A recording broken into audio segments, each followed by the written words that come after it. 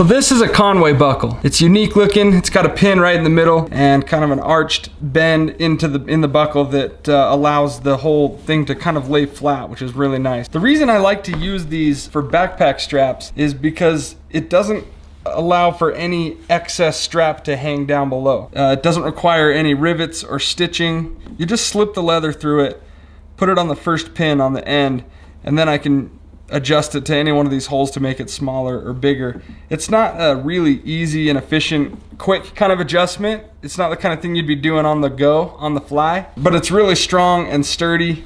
And once you get it to the length you want, you're probably pretty safe to just keep it there and you won't have any failures or anything. You can get these a lot of different places. I'll put some links down in the description, but it might be worth trying out. They're pretty awesome. You could use it for shoulder straps, camera straps. They're used a lot in Western tack.